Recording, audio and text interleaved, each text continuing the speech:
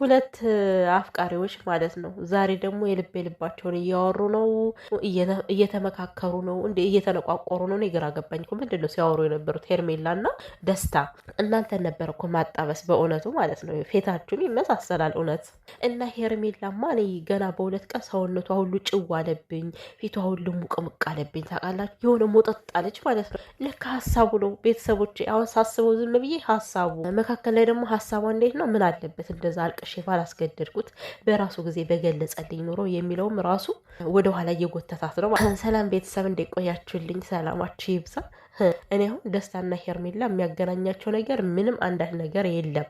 እንደ እውነቱ ከሆነ ማለት ነው። ተገናኝተው ምንም ፍሬ ነገር አላወሩም። ሲጀርም አብርሃምን ያዡ አብርሃም እንደዚህ አድርጊው ሩታና ፍቅራት አለው ገለመሌ ነገር ነው። እና ግን ማለት ነው ሄርሜላ እንዴት እያሰብሽ እንደሆን ባይገባኝም ማለት ነው ህይወትሽ ግን ሁሌም እኮ የስጋት ነው የሚሆነው። አንድ ቀን እንኳን በሰላም አተኝም። ለምን በነግቶ በመሸ ቁጥር ውይ አብርሽ ይሄ ሊሆን እውነት የኔ ይሆን እስከ መጨረሻው ይሄ ነገር ነፍስሽን ሲያወጣው ነው የሚኖረው። ሲጀመር ደግሞ ማለት ነው በምንም አይነት ሁኔታ የሰውን ህይወት የነካ ሰው ያ ሰው ሰላም አያገኝም። ሄርሜላ በየትም ነይ በየትም የሰውን ህይወት አመሰቃቅለሽ ላይ ሄድሽው ከዚህ ጋር አይደለ የሌላኛውን ወገን ህይወት አመሰቃቅለሽ አንቺ የኔ ህይወት ይሰምራል ማለት ይሄ ዘበት ነው። ኖ በጭራሽ የማይሆን ነገር ነው። ምናልባት ላለመሸነፍ ብለሽ ጥርስሽን እያድረሽ ከዚህ ጋር ልትመጭ ትችያለሽ፣ ግን ውስጥ ላይ የምታሳልፊያቸው በጣም ብዙ ችግሮች አሉ። ኤኒዌይ ይሳካልሽ ብለናል። እንግዲህ ያው ከስጋትሽ ጋር ማለት ነው። ህይወትሽ ስጋት እንደሆነ የምንም ጥርጥር የለው። የምናየው ነገር ነው። ለወደፊት የሚፈጠሩትን ገና እናያለን።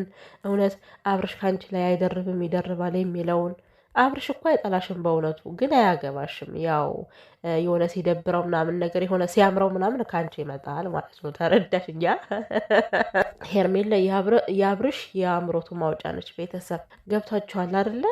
የሆነ ነገር ሲሆን ይሄዳል ከሷ ምናምን ከዛ አብርዶ ይመጣል ማለት ነው። በእነዚህ ሰዎች ምክንያት እኮ እኛም ብልግና እያወራን ነው አሁንማ። እና ውድ ቤተሰብ ማለት ነው እኔ የደስታ ነገር ምኑም ነው የማይጥመኝ። ይቅርታ አድርጉልኝና ማለት ነው እንዴት ደስታንና ሩታን ማወዳደር አልችልም። በእርግጥ ሰው በሰውነቱ ሰው ነው፣ ምንም የሚወዳደር ፍጥረት አይደለም። ነገር ግን በሁሉም ነገር ለሩታ የማይመጥን ሰው ነው። በቃ ይሄ ሀቁ ነው። ሩታዬ የኔ እናት እሳት የቆረጠመች ጀግና እኮ ነች። አነጋገሯ ኮምፒውተር ነው ጠብ ያደረገችው ጊዜ ማለት ነው። ማንንም ነው አፉን የምታዘጋውና ደስታ ደግሞ ከዚህ ሲንተባተቡ ሀሳቡ ራሱ በግልጽ የማይናገር ሰው ነው። በስነ ስርዓቱ ማለት ሀሳቡን ማስረዳት የፈለገውን በስነ ስርዓት ራሱ ማስረዳት የማይችል ሰው ነው። ገባችሁ?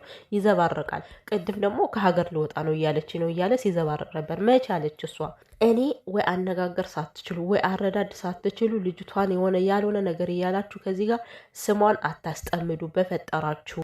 እችንም ሄርሜላ የምትባል ሴትዮ በሩታ ፊት ማለት ቪዲዮ እያመጣችሁ ሩታ እንድታነሳ አታድርጓት። እንዴ አይደብራችሁም?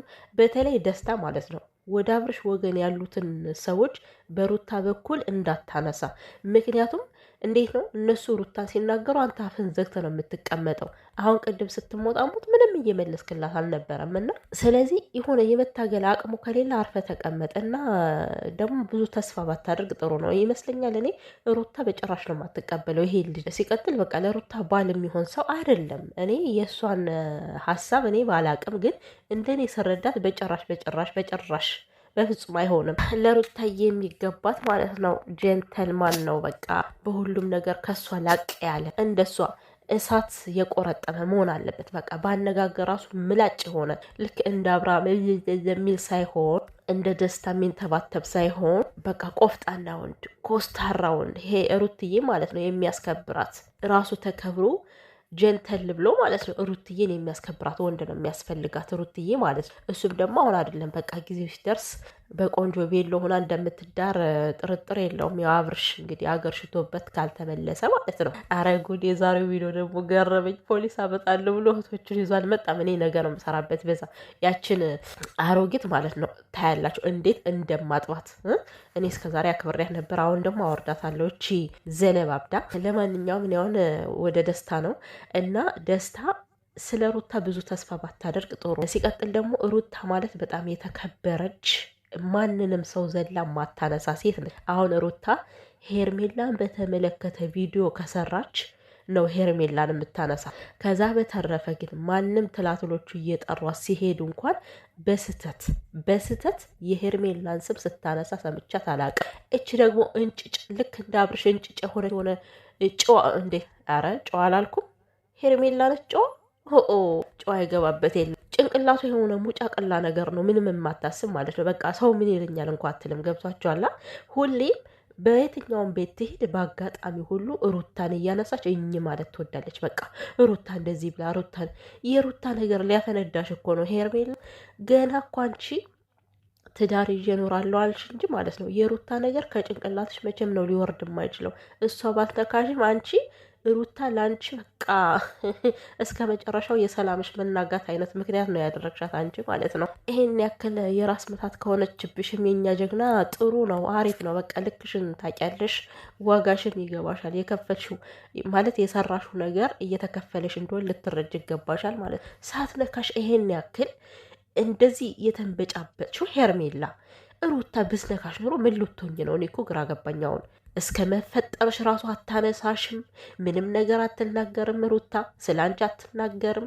አንቺ በአጋጣሚ ሁሉ በቃ እኔ ነኝ ጨዋ፣ እኔ ነኝ ኩሩ ሴት እና ፕሌስ በቃ ያስጠላብሻል። የምሬን ነው ሄርሜላ። አንዳንዴ የምትናገረውን ነገር ማወቅ አለብሽ ማለት ነው። የተጠራሽበት ጉዳይ ሌላ ቢሆንም እሷን ግን መጥራት አይጠበቅብሽም ከዚህ ጋር እና ደግሞ እኔ ያንተ ቤት ሳካለ ደስ ይለኛል፣ እኔም እርፍላለሁ አለች ማለት ነው። ሄርሜላ ደስታን ካገባች ማን ነበር? አይ የስማቸው ነገርማ ተውት። ሩትዬ ደስታን ካገባች ሄርሜላ በቃ እረፍት አረፈች። አብርሃም በአንድ ልቧ የእሷ ይሆናል ማለት ነው። አሁንም ድረስ እየተንበጫበጭ እንዳለ ግልጽ ነውና ኖ ይህ ምን ማግባት ነው? የምሬን ነው። እንደዚህ ስትቆይ ነው የምትኖሪው ሄርሜላ። ይሄማ የማይሆን ነገር ነው እኮ። እንዴት ነው አንቺ ትዳር ልትይዥ? አይሆንም። የምር በቁምሽ እንደ ቆሎ ነው ስትቆይ የምትኖሪው። ለማንኛውም ማለት ነው ሩትዬ ደህና ትሁን ብቻ። የነ ከሌ ራስ ምታት ማለት ነው። ራስ ምታት እኮ ነው የሆነችባቸው። የአቤል የሚባል ጨበሬ ደግሞ የታባቱ ነው የሄደው። አንተማ ከዚህ ሚዲያ ላይ ራሱ ባላይ እዚህ ላይ ሚዲያ ላይ ራሱ ቢጠፋ ማለት በስማ እኔ እንዳቤል ቋቅ ያደረገኝ ሰው የለም። በቃ እኔ ባገኘው በጥርሴ ሁሉ ነው የምነቅሰው ነው የምላችሁ። በቃ ከምሬ ነው። አልለቀውም። በቃ ችግሩ አላገኘውም ነው እኮ። ምን ያክል እንደደበረኝና ምን ያክል እንዳስጠላኝ ልነግራችሁ ፈልጌ ነው። ለማንኛውም ሩትዬ ከልዑሌ ጋር ወደፊት ፈጣሪ አምላክ ከልጅ ጋር ይጠብቅሽ ማለት ነው። የኔ አስጨናቂ አሁንም ይሄን ከርታታ ህዝብ ማለት ነው ዝም ብለሽ አስጨንቅልኝ። ባንቺ ገውለል እንዲሉ ነው ማድረግ ያለብሽ። በቃ አሁን ከቤቷ ተቀምጣ እኮ ይኸው አብርሽ ራሱ እየተበጠበጠ ነው። ሄርሜላ ራሱ ከዛም ከዚህም እየኳተነች ነው። ታባታችሁ ዋጋችሁ እንደዚህ ነው። እንግዲህ ምን ማድረግ ይቻላል? ቻሉት እና ማለት ነው። ዝም ብላችሁ አሁን አንዳንድ ሰዎች የሆነ ፈረንጁም ራሱ በዛም እኔ ደስ አይለኝም ይሄ ነገር። ቤተሰማ ደስም አላለኝ። በቃ ማለት አብርሽን በተመለከተ ሩታን በተመለከተ ከዛም ጋር እየተገናኙ መስራት ምን ይሉታል? አሁን በተለይ ሄርሜላ ምንም የሚመለከታት ነገር የለም ስለ ሩታ። እየሄዱ እሷን እያገኙ ማውራት ምናምን ነገር ይሄ አስፈላጊ አይደለም።